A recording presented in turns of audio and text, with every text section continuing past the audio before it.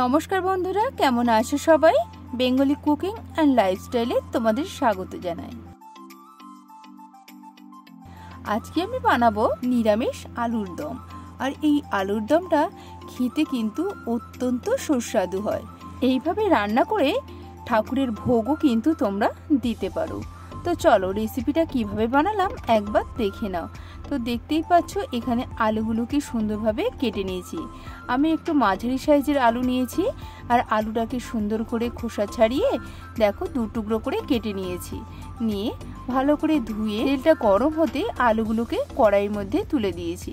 একটু নাড়িয়ে চাড়িয়ে নিয়ে আলুর গায়ে যে রসটা থাকে সেটা টেনে আসলে তারপরে দেখো একটু লবণ আর হলুদ দিয়ে দিলাম। তো দেখো আলুগুলো কিন্তু আমার সুন্দরভাবে ভাজা হয়ে গেছে। এবার এগুলোকে আমি তুলে নেব। দেখো ওই একই কড়াইতে দিয়ে দিলাম আরও একটু সাদা তেল। তোমরা চাইলে এখানে কিন্তু সর্ষের তেলের ব্যবহারটাও করতে পারো।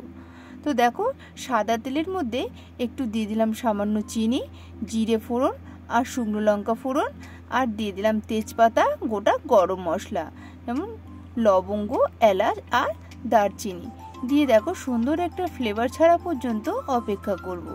তারপরে দেখো সুন্দর ফ্লেভার ছাড়তেই এখানে কিছু মশলা অ্যাড করে নিয়েছি, আদা, টমেটো আর দিয়ে দিয়েছি দেখো কিছুটা কাজু বাদাম। তোমরা চাইলে এখানে চাল মগজ কিংবা চীনা বাদামের ব্যবহারও করতে পারো। সবগুলো একসাথে সুন্দর করে পেস্ট করে নিয়ে দেখতে পেলে কড়াইয়ের মধ্যে দিয়ে দিয়েছি। দিয়ে দিলাম জিরে গুঁড়ো, দিয়ে দিলাম ধনে গুঁড়ো, রঙের জন্য দিয়ে দিলাম হলুদের গুঁড়ো।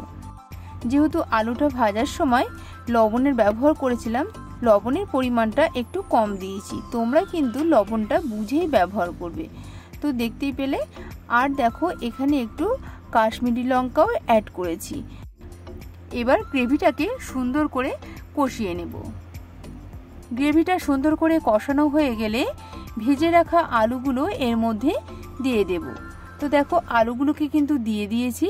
দিয়ে দেখো আলুগুলোকে গ্রেভির মধ্যে সুন্দরভাবে মিনিট 5 সময় নিয়ে ভালো করে কষিয়ে নেব। আর গ্যাসের ফ্লেমটা এই সময় লো টু মিডিয়ামে রাখতে হবে, যাতে মশলাগুলো আলুর মধ্যে সুন্দরভাবে ঢুকে যায় আর খাওয়ার সময় খেতে কিন্তু ভালো লাগবে। তো দেখো এইভাবে কিন্তু আলুগুলো সুন্দরভাবে কষিয়ে নিয়েছি।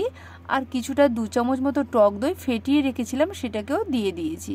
দিয়ে একটু নাড়িয়ে চাড়িয়ে নিয়ে এখানে দেখো জল দিয়ে দিলাম। জলের পরিমাণটা তোমরা বুঝেই দেবে, যেহেতু আমি এখানে কষা কষা আলুর দম বানাবো তাই জলের পরিমাণটা এখানে কম ব্যবহার করলাম। মশলাগুলোকে সুন্দরভাবে আলুর সঙ্গে মিশিয়ে নিয়ে 5 মিনিটের জন্য ঢাকা দিয়ে রেখে দেবো।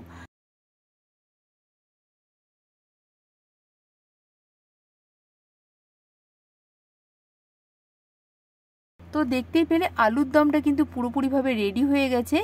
এবারে আমি একটু দিয়ে দিলাম ঘি, দিয়ে দিলাম গরম মশলা আর দিয়ে দিলাম কসুরি মেথি, দিয়ে সুন্দরভাবে একটু মিশিয়ে নিয়ে 5 মিনিটের জন্য ঢাকা দিয়ে রেখে দেবো। 5 মিনিট বাদে ফিরে এলাম। তো দেখতেই পাচ্ছ আলুর দমের রেসিপিটা একবার এইভাবে বানিয়ে দেখতে পারো। খেতে কিন্তু অত্যন্ত ভালো হয়েছিল।